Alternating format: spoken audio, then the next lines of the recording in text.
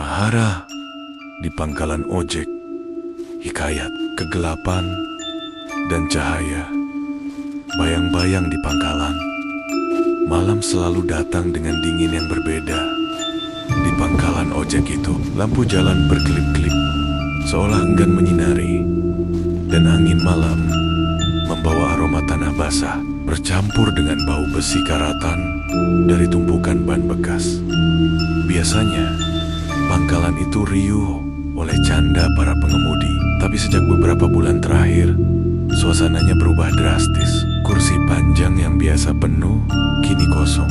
Hanya beberapa orang yang masih bertahan, itu pun dengan wajah gelisah.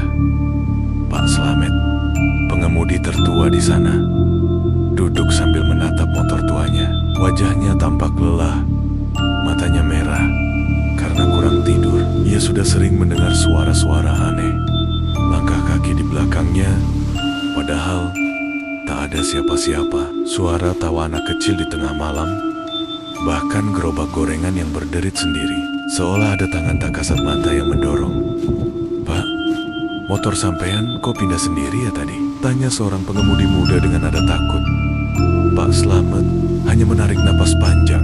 "Aku juga nggak ngerti, Le. Tapi jelas ada sesuatu yang gak suka kita di sini." Ketakutan itu membuat penumpang enggan datang.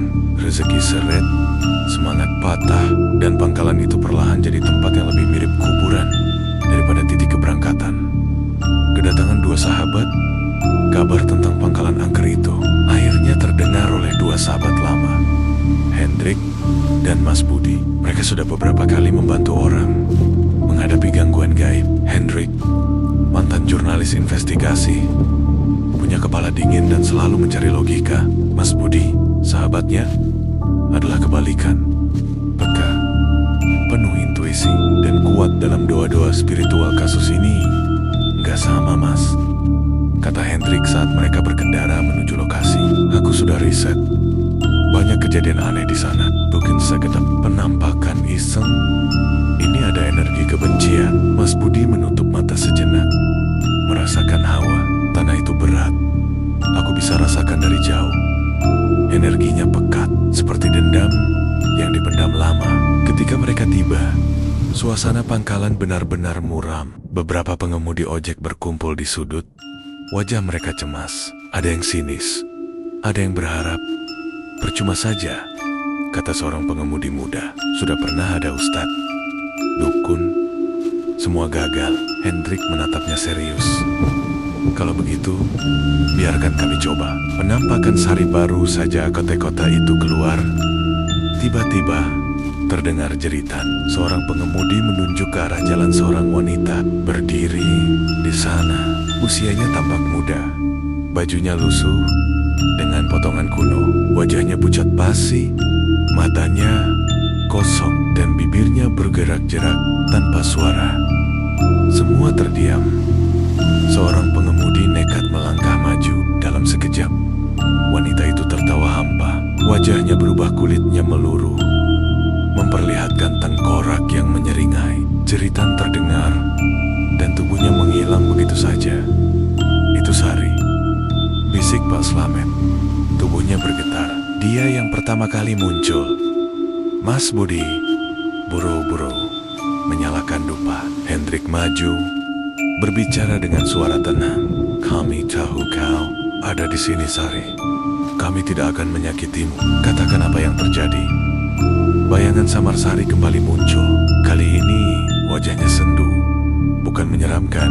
Dengan suara bergetar, ia berkata, "Aku mati di sini, patah hati. Tapi aku tidak sendirian. Ada kakek yang tamak, ada anak kecil yang kesepian. Kami semua dikendalikan sesuatu yang jauh lebih jahat, arwah yang terkurung." Tak lama kemudian, bayangan seorang kakek muncul. Wajahnya keras, matanya menyala penuh penyesalan. Ia mengaku mati karena keserakahan. Mas Budi mulai berdoa, menyalakan dupa lebih banyak, sementara Hendrik menenangkannya dengan kata-kata. Perlahan, sosok itu merunduk, lalu sirna dalam cahaya tipis. Muncul pula seorang anak kecil. Ia memeluk boneka lusuh, wajahnya murung, suaranya lirih. Aku sendirian. Mas Budi berjongkok, tersenyum lembut. Kamu tidak sendirian lagi, nak. Banyak doa akan menemanimu. Anak itu tersenyum tipis, lalu menghilang bersama cahaya putih lembut.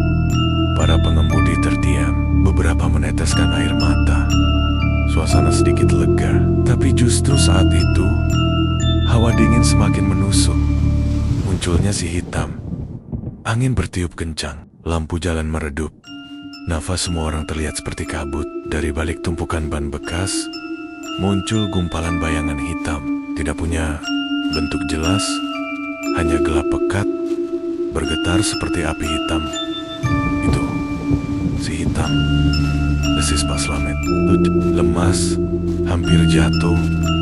Hendrik dan Mas Budi saling pandang. Mereka tahu inilah musuh sebenarnya. Dalam pandangan batin Mas Budi, terlihat masa lalu kelam.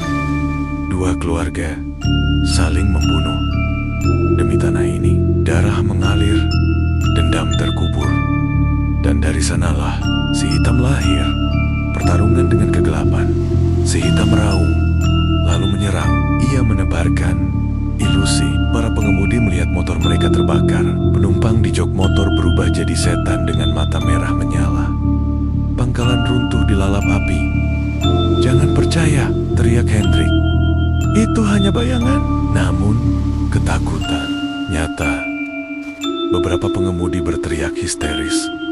Bahkan ada yang lari terbirit-birit. Mas Budi membaca doa semakin keras. Hendrik mencoba melawan dengan energi keyakinan. Membayangkan cahaya putih menyelimuti pangkalan. Si hitam semakin ganas. Angin berputar kencang, hampir menerbangkan semua orang. Suara tangisan, tawa, dan jeritan bercampur jadi satu. Hendrik menggertakkan, "Kiki, dendam ini harus diakhiri." Mas Budi menutup mata, membaca doa dengan sekuat tenaga. Cahaya mulai muncul, menembus kegelapan. Si hitam meraung, tubuhnya bergetar. Aura kebenciannya luntur sedikit demi sedikit. Ia melawan dengan jeritan panjang, tapi tak bisa menahan cahaya yang semakin kuat. Hingga akhirnya tubuhnya pecah, hancur menjadi abu, dan lenyap bersama angin. Fajar di ujung jalan. Keheningan turun, angin berhenti. Lampu jalan kembali terang. Para pengemudi saling pandang, tidak percaya dengan apa yang baru saja terjadi. Untuk pertama kalinya setelah sekian lama, pangkalan itu terasa damai. Hari-hari berikutnya, pangkalan berubah. Lampu-lampu baru dipasang, dinding dicat ulang, bunga ditanam. Para pengemudi kembali bersemangat. Penumpang pun mulai berdatangan lagi.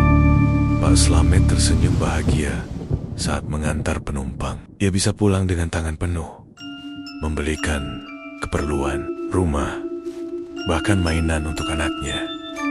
Kisah tentang malam itu menjadi legenda. Orang-orang masih membicarakannya. Dan pangkalan itu dikenal bukan hanya sebagai tempat ojek, tapi juga tempat yang pernah melawan kegelapan. Epilog misterius. Namun, beberapa minggu kemudian, seorang pengemudi muda pulang larut malam, jalanan sepi. Ia berkendara sendirian, hanya ditemani lampu motor. Di kaca spionnya, ia melihat sesuatu. Seorang wanita berbusana kuno duduk di jok belakang. Wajahnya pucat, matanya kosong, bibirnya bergerak tanpa suara. Pengemudi itu menoleh cepat. Jak Hasan, tidak ada siapa-siapa. Namun hawa dingin tiba-tiba merayap lagi.